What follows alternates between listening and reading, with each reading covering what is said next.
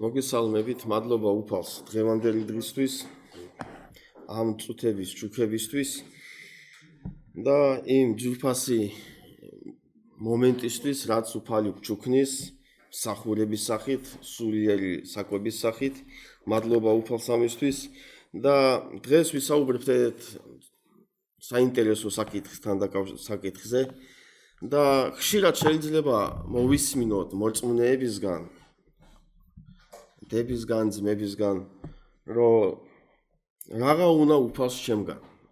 მე დავდივარ ეკლესიაში, ვლოცულობ, კითხულობ და ყოველთვის არის ესეთი დამოკიდებულება, რომელიც გვაძლევს საშუალებას, რომ ამაზე ვიფიქროთ.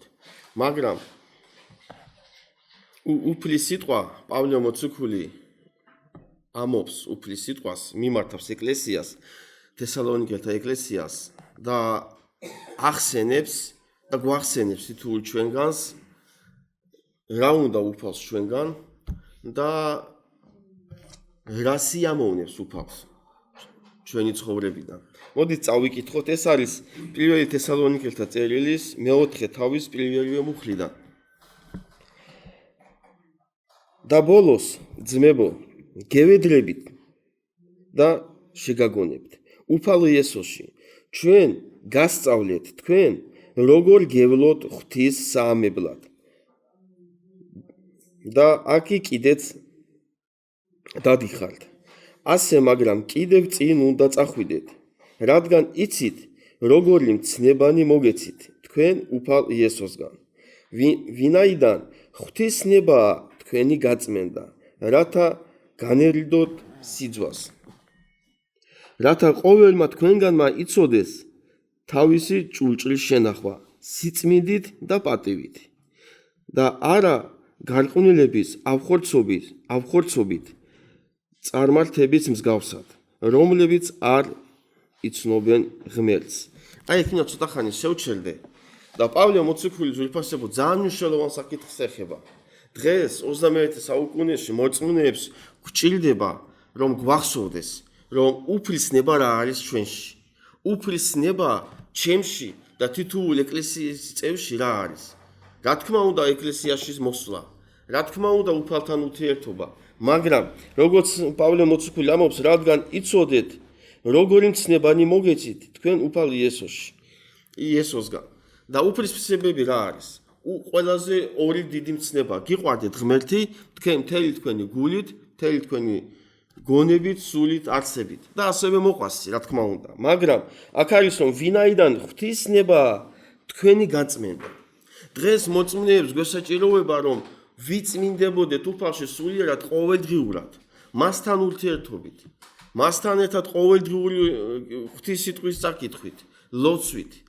და რაც არის საინტერესო, მოწმუნეები ხშირად შეიძლება დაკმაყოფილდეთ იმით, რომ როდესღაც მე მოვინათლე, როდესღაც მე პირობა დაუდე ღმერთს, როდესღაც მოვინანიე და ამით შეიძლება მოწმუნეები კმაყოფილდებოდეთ, რომ მე ხო ღმერთს შეურიგდი, მე ხო ღმერთთან კაი ურთიერთობა მაქვს. მაგრამ ღმერთთან კაი ურთიერთობა ძვირფასობა გვექნება მაშინ, თუ ჩვენი ცხოვრება ყოველდღიური იქნება განწმენდის პროცესში, უფალთან ურთიერთობის პროცესში. და პავლე მოციქული ამბობს, რათა ყოველმა თქვენგანმა იცოდეს თავისი ჭურჭლის შენახვა სიწმინდით და პატივით. ჩვენ თავებს როგორც ჭურჭლებს სიწმინდით ვინახავთ. ქრისტიანების უმეტესობა დღეს 21 საუკუნეში ჩვენ თავებს როგორც უფლის სულიწმინდის ტაძარს, როგორც უფლის ჭურჭელი, ჩვენ თავებს წმინდად ვინახავთ. მე ადამიანი შეიძლება ემზადებოდეს ზიარების წინა დღეებში, ზიარების წინა კვირას, რომ აი ზიარება მივიღო, მოვემზადო, უფალთან მივიტანო ჩემი ნაკლოვანებები, მაგრამ ხშირად შეიძლება ეს ხდებოდეს მათო ზიარების წინ და არა ყოველდღიურად. მაგრამ პავლე მოციქული ამბობს, რომ ეს უფლისთვის მნიშვნელოვანია. უფალს აინტერესებს ჩვენი გული, ჩვენი გონება რამდენად იწმინდება ყოველდღიურად, რამდენად არ შუქდება წმინდა წერილის შუქზე ჩვენი შინაგანი, ჩვენი გული და გონება. და პავლე მოციქული ამბობს, რათა არავინ გადავიდეს ზღვარს და არ მოატყუოს თავისი ძმა საქმეში, ვინაიდან შურისგებელია უფალი ყოველი იმის გამო, როგორც ადრეც გითხარით და დაგიმოწმეთ. ჩვენი უფალი, როგორც მოსიყვარულია, ასევე შურისმგებელია. და რაც არის საინტერესო, დღეს მოწმუნე შეიძლება თავის ჩვენ თავებს ვატყუებდეთ. აი მე დღეს რაღაცას გავაკეთებ და აი ღმერთი გამიგებს, ღმერთი მაპატიებს, ღმერთი გვაპატიებს თუ ჩვენ მოვინანიებთ. მაგრამ ღმერთი, როცა ვეურჩებით უფალს, უფალი ამას არ გვიგებს. იმიტომ რომ ჩვენ ვიცით სწორი გზა, ჩვენ ვიცით სწორი პრინციპები, ჩვენ ვიცით უფლის დავალება, უფლის პრინციპები, მაგრამ ხშირად შეიძლება ვარღვევდეთ. უფალს არ სურს, რომ ჩვენ განუდგეთ მას, მაგრამ ხშირად ადამიანი მორწმუნე ვამობთ, რომ აი მე დღეს მინდა ესე გავაკეთო. როცა ჩვენ უფლის პრინციპებს ვეურჩებით, ჩვენ გავდივართ უფლისგან, გამოვდივართ უფლის წიაღიდან. ხშირად ადამიანს ხშირად გვეტკინოს გული, შეიძლება ხშირად რაღაც არ მოგვეწონოს, თუნდაც ეკლესიაში. მაგრამ ეს არ არის საბაბი იმისა, რომ თქვათ, რომ მე დღეს ღმერთის გარეშე მინდა ყოფნა. მაგრამ ადამიანი მოწმუნემ შეიძლება არ თქვას სიტყვიერად, რომ მე არ მინდა ღმერთთან დღეს ყოფნა, მაგრამ ამას ვაკეთებთ საქმით. ამას ვაკეთებთ მოქმედებით. და პავლე მოციქული ამახვილებს ყურადღებას. ამიტომ ურჩი ეურჩება არა ადამიანს, არამედ ღმერთს, რომელიც გაძლევთ თქვენ თავისი წმინდა სულს. როცა ჩვენ ვეურჩებით რაღაცა პრინციპს, ეკლესიაში ან მორწმუნეებს, ან ღვთის სიტყვას, რომელიც შეიძლება მსახური ამობს, მსახური ან ხადაგებს, ჩვენ ვეურჩებით თვითუფალს. იმიტომ რომ თითოეული სიტყვა, რაც დაწერილია წმინდა წერილებში, ეს უფლისურით არის დაწერილი. და მორწმუნისთვის, თითოეული ჩვენგანისთვის, ბიბლია არის აბსოლუტური ავტორიტეტი. არის და უნდა იყოს ყველა მორწმუნისთვის. და დღეს შეიძლება ადამიანი, როცა კითხულობდეთ ბიბლიას და დავილინახოთ ჩვენი თავები ხილებით, შეიძლება ის მომენტი გამოვტოვოთ. იმ მომენტ გადავახდეთ და ვთქვათ, მე ეს არ მეხება, მე ეს ჩემზე არ არის. მაგრამ როცა გვეუბნება, რომ როგორც წავიკითხეთ მე-6 მუხში, ამიტომ ურჩი ეურჩება არა ადამიანს, არამედ ღმერთს. რაში შეიძლება გამოირჩევოდეს ჩვენი ურჩობა? მე ესე მინდა და ესე უნდა გავაკეთო. მე რაღაცა მეწყინა და ეკლესიაში აღარ მოვა. მე რაღაცა არ მომეწონა ეკლესიაში და ეს როგორ გაბედეს. შევხედოთ უფალს სულიერი თვალებით, რომ რა უნდა უფალს ჩვენგან. და ამასთანავე ძალიან არის მნიშვნელოვანი, რომ დღეს უფალი თითოეულ ჩვენგანს მოგვიწოდებს გაცილებით მეტზე, ვიდრე ეკლესიაში მოსვლისთვის. ჩვენ უფალი გვავალებს გაცილებით მეტ დავალებას. ჩვენ უფალი გვეუბნება, რომ როგორები უნდა ვიყოთ, როგორ უნდა ვიცხოვროთ უფალში, რა უნდა გავაკეთოთ უფალი იესო ქრისტეს სახელით. მაგრამ დღეს ადამიანი შეიძლება იესო ქრისტეს სახელით მარტო მოვიდეს ეკლესიაში. დღეს შეიძლება თქვას, უფალო, მადლობა იმისთვის, რომ სიცოცხლე მაჩუქე და მართლაც მადლობა ამისთვის. მაგრამ რამდენად უხდით მადლობას უფალს იმისთვის, რისთვისაც მოგვიწოდა, სადაც დაგვაყვენა და რასაც გვეუბნება ყოველდღიურად, რა უნდა ვაკეთოთ. რამდენად უხდით მადლობას უფალს იმისთვის, რომ ჩვენ გვერგო პატევი, რომ სულიწმიდის ტაძარი ყოფილიყავით ამ ცოდვილ დედამიწაზე. და პავლე მოციქული ამიტომ ახსენებს თესალონიკეთა ეკლესიას და ეუბნება, რომ რამდენად მნიშვნელოვანია უფლისთვის უფლის ცნების დაცვა. და როგორც წავიკითხეთ მეორე მუხში, რადგან იცით, როგორი ცნებანი მოგეცით თქვენ უფალ იესოსგან.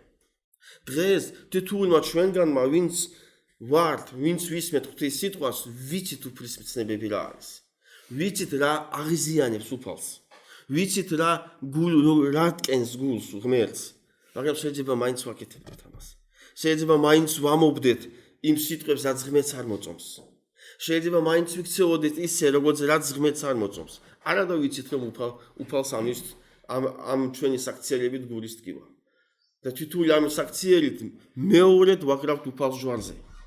მან უკვე ეს ყველაფერი გაიგო 2000 წლის წინ. მაგრამ დღეს ჩვენი ცხოვრებით შეიძლება ხელმეორედ ვიმეორებდეთ ჩვენ ცხოვრებაში უფლის ჯვარცმას. და ერთი ადგილი მინდა კიდე წავიკითხო, რაც არის საინტერესო. და მნიშვნელოვანი ლუკას ახარებაში წერია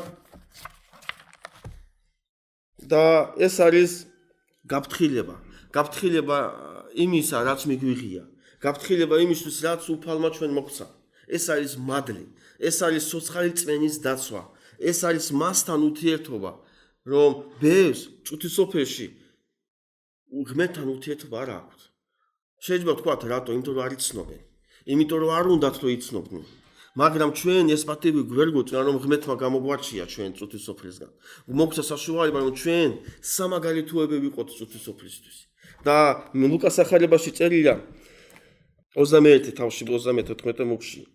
გაფრთხილდით არ დამძიმდეს თქვენი გულები ღრეობით, ლოთობით და სიცოცხლეზე ზრუნვით და იმ დღემ არ გიწიოთ უეცრად. რადგან ის ეწევა როგორც მახე ყველა მკვიდრს მთელს მიწის პირზე. ძალიან მნიშვნელოვანი გაფრთხილებაა. ძალიან საინტერესო სიტყვებია დღეს 21 საუკუნეში თითოეული მოწმუნისთვის. თითოეული ქრისტიანისთვის, ვინც ამბობს, რომ დიახაც მე ქრისტიანი ვარ. და აქ წერია, რომ გაფრთხილდით არ დამძიმდეს თქვენი გული. დღეს შეიძლება ჩვენი გულები მძიმდებოდეს უამრავი მიზეზით და ბოროტს უნდა ეს. ბოროტი ამიტომ გვებზვის ჩვენო ჩვენი გულები და გონება იყოს დამძიმებული, რომ ამ ჩვენი დამძიმებით დავშორდეთ უფალს. მაგრამ ლუკას ახარებაში ღვთის სიტყვა გვეუბნება, რომ გავფრთხილდეთ. და ეს როგორც ვკითხულობ, ღრეობით, ლოთობით და სიცოცხლეზე ზრუნვით და იმ დღემ არ გეწიოთ უეცრად. რა დღემ? როცა დადგება დრო უფალთან შეხვედრის. ან უფალი მეორედ როცა მოვა. ჩვენ ამისთვის უნდა ვიბრძოლოთ, რომ ჩვენი თავები გავუფრთხილდეთ. ჩვენ თავები, როგორც ქრისტიანები, როგორც უფლის წარმომადგენლები, არ გავუფასუროთ. არ ვთქვათ, რომ მე დღეს ამას გავაკეთებ, იმიტომ რომ რა ვქნა, ხორცში ვარ. მაგრამ ამასთანავე ჩვენი ხორცი უნდა შევინახოთ სუფთად, წმინდად, უფლის ტაძრად. უფლისთვის სამაგალითოები უნდა, ისა ხალხისთვის სამაგალითოები უნდა ვიყოთ ჩვენ. მაგრამ ადამიანების უმეტესობა დღეს ვირჩევთ. შეიძლება ხორცმა გვძლიოს. შეიძლება მომენტში ხორცმა გაიმარჯოს ჩვენზე. მაგრამ აქ როგორც ვკითხულობთ, მას ყოველ ჟამს იფხიზლეთ და ილოცეთ, რათა შეგეძლოთ ყოველგვარი ამ მოსახდენთაგან თავის დაღწევა და წარდგომა კაცის ძის წინაშე ღირსეულად. დღეს ხშირად უსავხოლმე ჩემ თავს ამ კითხვას, რომ რამდენად ვარ მე მზად სულიერად, რამდენად მე ჩემი სულიერება იზრდება ყოველდღიურად და ყოველთვის უსვავ ჩემ თავს იმ კითხვას, როცა დენდება დღე, როცა უფალი მჩუქნის სიცოცხლის წუთებს, რომ მე ეხლა რომ მოვიდეს უფალი, მე მზად ვარ მასთან შესახვედრად? არ აქვს მნიშვნელობა, ხშირად ვიმეორებ ამას, რომ აი უფალი მოვა მალე, ან ადამიანი როცა გადავა ამ ქვეყნიდან შეხვდება მას. ეს შეხვედრა გარდაუვალია. მაგრამ მე და თითოეული მოწმუნე მზად არის უფალთან შესახვედრად? შეიძლება გვეგონოს, ახლა ეკლესიაში მოვდივართ, რახან ზიარებას ვიღებთ. ჩვენ სულიერად კარგად ვართ. მაგრამ როცა დგება საკითხი უფალთან შეხვედრასთან, ყველა ვფიქრობთ, რომ მზად ვარ? შემიძლია მე დღეს რომ მოვიდეს უფალი თავაწეულ და გაბედულად შეხვდე მას. ამიტომ ლუკას ახარებაში იმიტომ წერია, რომ ჩვენ უნდა ვიფხიზლოთ იმაზე, რომ ჩვენ ვიყოთ სულიერად ცოცხლები. დღეს შეიძლება ადამიანები, მოწმუნეები და სამწუხაროდ ვამბობ ამას გულისტკივილი, შეიძლება ეკლესიებიც სულიერად იყვნენ მიძინებულები. იმიტომ რომ აბა რა ვქნა, საზრუნავი გვაქვს. და აქ როგორც წავიკითხეთ, რომ არ დამძიმდეს თქვენი გული იმ საზრუნავზე, რა საზრუნავის ღვთისმშობელი გვთავაზობს. დღეს ადამიანისთვის, მოწმუნისთვის ეკლესიის გაცდენა არაფერი არ არის. უბრალოა. და შემდეგ მოვა ეკლესიაში და ვითომაც არაფერი. ვითომაც ეს დიდი პრობლემა არ არის. არა და უფლისთვის დიდი პრობლემაა. იმიტომ რომ უფალს ვპარავთ დროს იმ პირობას, რა პირობას დაუდეთ ღმერთს. სამწუხაროდ, არა მარტო რიგით შეიძლება მსახური ძმებიც ვაკეთებდეთ ამას, რომ ადვილად ვასწრებდეთ ღვთის სიტყვა, მსახურებას, ადვილად განუდგეთ უფალს. მაგრამ დღეს რომ დავფიქრდეთ და ჩვენ გულებში ჩავიხედოთ და დავუსვათ ჩვენ თავებს ის კითხვა, რომ რითი შეიძლება ჩემი გული დამძიმდეს დღევანდელ დღეს. ძალიან დიდი და საინტერესო კითხვაა. ადამიანის გული შეიძლება დამძიმდეს იმით, რომ არ წავიდა სამსახურში, რომ რაღაცა ვერ გააკეთა ფიზიკურად, მაგრამ არ ამძიმდება იმით, რომ ეკლესია შეიძლება გავაცდინოთ. არ ამძიმდება იმით, რომ ჩვენ უფალთან ურთიერთობის დროს ჩვენი გული შეიძლება გონება სხვაგან იყოს. ბევრჯერ მქონია მე, როცა ლოცვის დროს მილოცია, დავბნეულო. იმიტომ რომ გონება გარბისი. იმიტომ რომ გონება სხვაგან არის. ბოროტსაც ეს უნდა.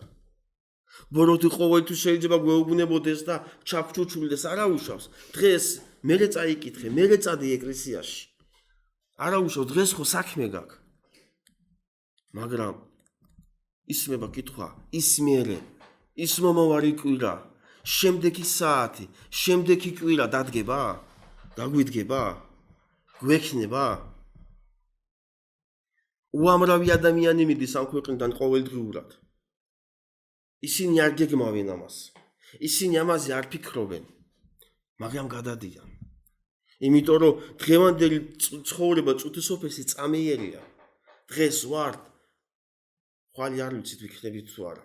მაგრამ ეს წამიერი ცხოვრება ჩაბარებული გვაქვს ღმერთთან ყოველდღიურად.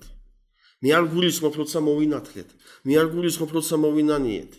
ჩვენი თავი გადავეცით უფალს და ეს კაია და მადლობა უფალს ამისთვის. მაგრამ მე გულისხმობ ყოველდღიური ჩაბარებას ჩვენი თავები უფლისთვის. როცა დღე გვითენდება ვაბარებთ თავს ჩვენ ცხოვრებას უფალს, იმ გეგმებს, იმ დღის მანძილზე ჩვენ უფალს ვენდობით ბოლომდე? იმიტომ რომ უფალი ამას მომოელის ჩვენგან. უფლის პრინციპი დღეს უფალს უნდა რომ ამით გავახაროთ ჩვენ უფალი. დღეს მოწმუნეების უმეტესობა შეიძლება ქრისტიანების უმეტესობა 20 საუკუნეში შეიძლება იყოს ფორმალური, რომ ეკლესიაში მივიდეთ, ბიბლიის საათზე მივიდეთ, ზიარება მივიღოთ, ვილოცოთ, მოვისმინოთ ხადაგება და წავიდეთ. ამის იქით რა ხდება? ამის იქით როგორ იწყება ჩვენი ქრისტიანული ცხოვრება? და როგორც წავიკითხეთ პირველი თესალონიკეთა წერილიდან მეოთხე თავის პირველივე მუხრიდან, რომ ჩვენ გვჭირდება, რომ შევინარჩუნოთ ის, რაც მიგვიღია. ის მცნებები, ის პრინციპები, ის უფლის მადლი, რაც უფალმა გადმოგვცა. და შეიძლება ეგეთი ის არის, ამისინ დამისვეს ეგეთი კითხვა ერთ-ერთმა ახალგაზრდამ, რომ შეიძლება უფლის მადლის დაკარგვა? ზოგისთვის შეიძლება ფიქრობდეს, რომ არა, მაგრამ ეს არასწორია. შეიძლება. უფლის მადლს ვიფასებო ვკარგავთ მაშინ, როცა ჩვენ უფალს განუდგებით, როცა ჩვენ უფალზე ვამობთ უარს, როცა ჩვენ უფალზე ვამობთ უფალო, დღეს შენ არ მჭირდები. და ჩვენ საქმით ამას ვამობთ, ვეუბნებით უფალს. და უფალს ძალიან ტკივა გული. მან გაიარა ამისთვის, რომ ჩვენ ეს მადლი მიგვეღო უდიდესი გზა. და ამაზე იქნება საუბარი. როცა ზიარებას საკითხი დადგება, მაგრამ მე მინდა ვიფასებო გისურვოთ, რომ არასოდეს არც ერთი პრობლემა და განსასწრელი და გულის ტკივილი ახდეს და არ გახდეს საბაბი იმისა, რომ ჩვენ განუდგეთ უფალს, რომ ჩვენ უფლის მადლის სიაღიდან გამოვიდეთ. ბოროტს უნდა ეს. ბოროტის მიზანი ერთია, რომ დაანგრიოს ეკლესია, რომ დააგდოს მორწმუნე, რომ მორწმუნეს გული გახლიჩოს შუაზე. ჩვენ უამრავი გულის ტკენა გვექნება კიდე. ამის შემდეგ შეიძლება მოწმუნეებისგან, შეიძლება ეკლესიის წევრებისგან, შეიძლება მსახური ძმებისგან გვექნება. არა ვართ დაზღვეული ამისგან, მაგრამ ეს არ უნდა გახდეს საბაბი იმისა, რომ უფლის სიაღიდან გამოვიდეთ. და გისურვებთ, რომ ვიბრძოლოთ ისე, როგორც ღმერთს უნდა, როგორც ღმერთის მეომრებმა, ჩვენი სულიერი აღჭურვილობა ყოველთვის ჩვენ ხელში გვეჭიროს. უფლის სიტყვა, უფლის სულიერი ფარი, სულიწმიდი სახით ყოველთვის ჩვენ გვერდით იყოს. ყოველთვის ვინახავდეთ ჩვენ თავებს უფლის წინაშე წმინდად, რომ არ ვიცით როდის მოვა უფლთან შეხვედრის დრო. არ ვიცით როდის დადგება ამ ქვეყნიდან წასვლის დრო. უამრავი ადამიანები გადადიან ამ ქვეყნიდან ახალგაზრდები. რამდენიმე ახალგაზრდა გადავიდა ამ ქვეყნიდან, მე მქონდა მასთან საუბარი ღმერთზე. და ხშირად ყველა მეუბნებოდა, მოდი რა, მე კიდე ცხოვრება წინა მაქვს. ყველაფერი წინა მაქვს და ღმერთთანაც მივარ და შეურიგდები ღმერთს, მაგრამ დღეს ისინი აქ არ არიან. ისმება კითხვა, ამ წუთისოფელში აღარ არიან და ისმება კითხვა, ისინი ღმერთს შეურიგდნენ. ისინი გადავიდნენ უფლის სიახში და მე მინდა რომ ახალგაზრდების გასაგონათა ვთქვა, რომ ვისაც ჯერ კიდე არ არის ღმერთთან შერიგებული და არა მარტო ახალგაზრდას, ყველას ასაკიან ღმერთთან არ არის ასაკი. ღმერთს სჭირდება რომ ყველა ადამიანი ახალგაზრდა იქნება თუ ასაკიანი შეურიგდეს ღმერთს.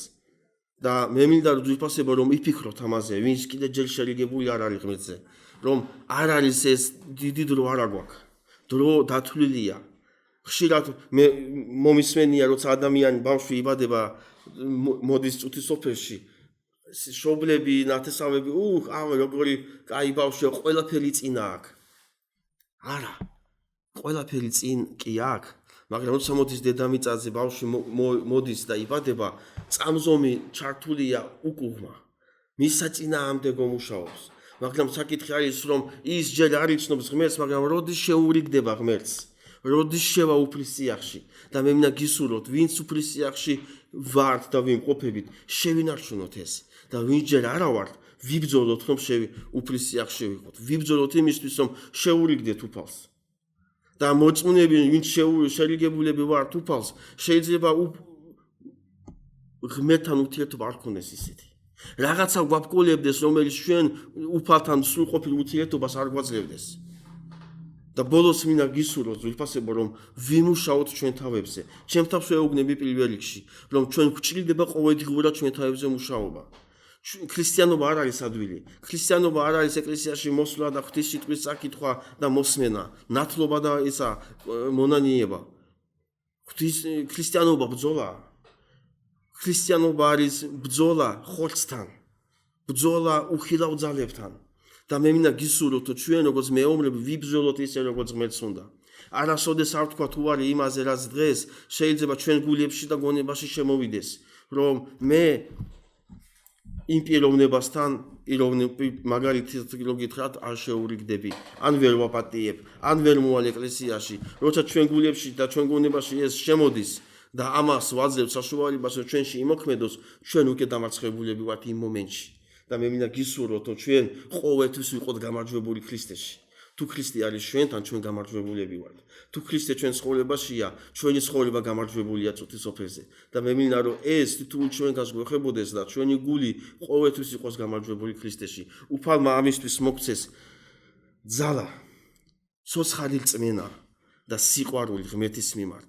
სიყვარული ერთმანეთის მიმართ. გადავხედოთ ერთმანეთს, ბევრი არა ვართ.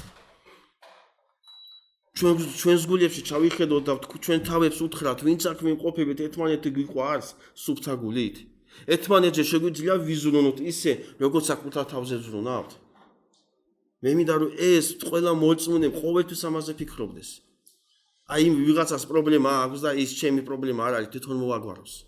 ბოროტს ეს უნდა, მაგრამ ქრისტიანობას გაცილებით მეტია. უფალმა დაგლოცოს, გვაკურთხოს, მოგცეს ძალა, რომ ჩვენ მოქმედი მებრძოლები ვიყოთ უფალი იესო ქრისტეს სახელით. მოქმედი უფლის ჯარისკაცები ვიყოთ და მოქმედი ელჩები ვიყოთ უფლისა ამ წუთის სოფელში. რომ დაგვინახავთ თქვენ, როგორი ღირსეული ქრისტიანია, როგორი ცოცხალი მოწმუნეა, როგორი ცოცხლად წმინდად ინახავს თავის თავს უფლისთვის. უფალმა დაგლოცოს და გვაკურთხოს. მოგცეს ამისთვის ძალა, რომ ჩვენ შევძლოთ ეს უფალთან ერთად ყველაფერს შევძლებთ. თუ ჩვენ გავერთიანდებით, თუ უფლის ეკლესიები გავერთიანდებით უფლის სულში, ჩვენ გაცილებით ბევრ რამეში გავაკეთებთ, ვიდრე შეიძლება დღეს რამეს ვაკეთებდეთ. უფალმა დაგლოცოს და გვაკურთხოს და მოგცეს ძალა ამისთვის. ამინ.